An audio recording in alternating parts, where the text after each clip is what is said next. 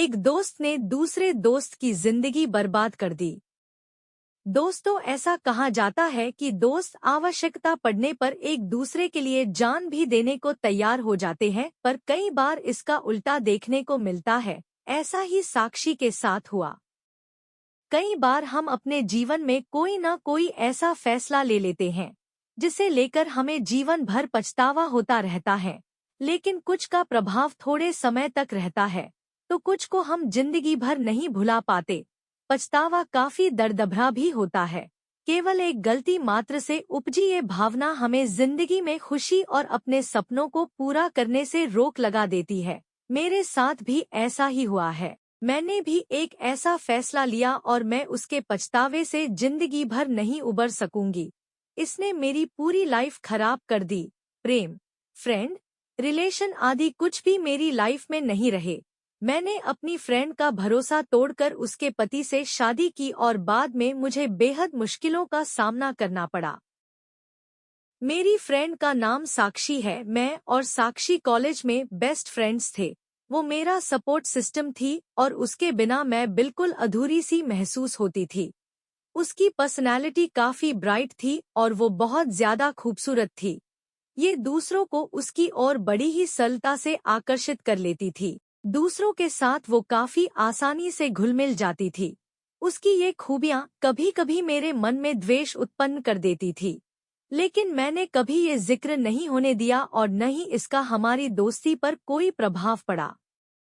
एक दिन मैंने उसे साक्षी के मोबाइल पर उसका नंबर टाइप करते देखा। इस बीच दोनों काफी हंसी मजाक कर रहे थे। इसने मेरे मन में दबी पुरानी जलन को और बढ़ा दिया।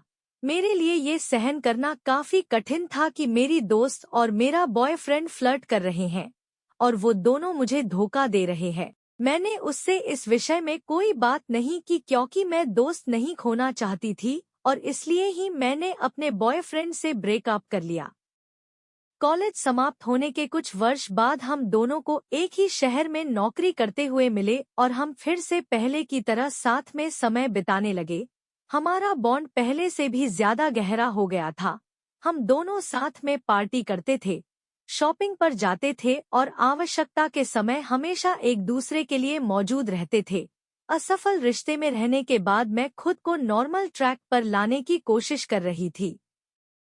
इसी बीच मेरी साक्षी के पति से मुलाकात हुई। उसका पति बहुत चार्मिंग था और उसे देखते ही मुझे जलन होने लगी कि साक्षी को इतना अच्छा पति कैसे मिल गया। ये चौंकाने वाली चीज नहीं थी, लेकिन मैं उसकी ओर आकर्षित हो गई थी। मैं बार बार यही सोचती रहती थी कि मुझे इतना अच्छा साथी क्यों नहीं मिल सकता। दोनों प्यार में डूबे हुए थे और ये चीज भी मुझे परेशान करती थी। और एक दिन वो हुआ जिसने सब कुछ गलत होने की शुरुआत कर दी।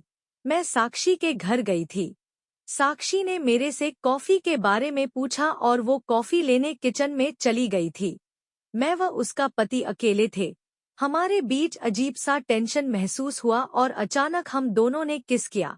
हमारा दिल तेजी से धड़कने लगा। साक्षी लौटी तो हम लोग नॉर्मल ही व्यवहार करते रहे। उस दिन के बाद मेरे और उसके पति के मध्य कॉल और मैसेज होने लगे और इसके बाद चीजें और बढ़ती गईं। एक दिन दोबारा से मैं साक्षी के घर गई। इस बार उसके पति ने मुझे मिलने के लिए घर बुलाया था और साक्षी किसी काम के लिए बाहर गई थी। हम दोनों बेडरूम में संबंध बना रहे थे, तब अकस्मात साक्षी आ गई। हमें देख उसका चेहरा सफेद पड़ गया और उसकी आंखें आंसुओं से भर गईं। वो गुस्से में वहां से चली गई। मैं कपड़े पहनकर उसके पीछे भागी। उसने मुझे पलटकर देखा तो उसकी नजरों में मेरे धारा दिए गए धोखे का दर्द और दुख नजर आया। मेरे कदम वहीं रुक गए। इसके बाद हमारी मुलाकात नहीं हुई। मैंने उससे कई बार कांटेक्ट करने की कोशिश की, लेकिन कुछ काम नहीं आया। दूसरी तरफ मेरा और उसके पति के दरमियान रिश्ता और गहरा होता गया। उसका पति काफी केयरिंग था और मुझसे प्यार जाहिर करता था।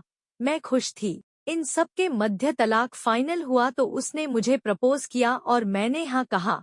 इस रिश्ते के लिए मुझे अपनी दोस्ती तोड़नी पड़ी थी, लेकिन मैं सोचती थी कि कुछ पाने के लिए कुछ खोना ही पड़ता है। परंतु मेरी ये खुशी ज्यादा दिन नहीं टिकी, क्योंकि कुछ ही समय बाद मुझे शक होने लगा कि मेरे पति का किसी से अफेयर चल रहा है। उसकी शर्ट पर किसी और के परफ्यूम की महक आती थी और वो रात तो देर से घर लौटने लगा था। मेरा शक सही निकला। वो सच में मुझे धोखा दे रहा था। मैंने सपने में भी नहीं सोचा था कि मेरे साथ ये होगा। मेरे साथ जब ये हुआ तो मैंने साक्षी से संपर्क किया और हम दोनों कैफे में मिले। 3 वर्ष बाद हुई ये मुलाकात असहजता से भरी थी, लेकिन मैंने उसे बताया कि मेरे साथ क्या हुआ है। वो मेरी बातें सुनकर बिल्कुल भी हैरान नहीं हुई। इसी बीच मेरे मुंह से ये भी निकला कि कैसे मैं उससे जलन महसूस करती थी। मैंने फिर उसे उस घटना के बारे में भी याद दिलाया जब कॉलेज में वो मेरे बॉयफ्रेंड के साथ फ्लर्ट कर रही थी। कुछ देर के लिए वो हैरान हुई और फिर उसके चेहरे पर गुस्से के भाव आ गए। उसने बताया कि वो मेरे उस दौरान के बॉयफ्रेंड नहीं, बल्कि उसके दोस्त की ओर आकर्षित थी और उसे इम्प्रेस करने के लिए ही वो उससे सहायता मांग रही थी। सच सामने आ चुका था और मेरे पास कहने और करने को कुछ नहीं बचा था। मैंने अपनी जिंदगी की सबसे बड़ी गलती की थी और जिसकी वजह जलन थी।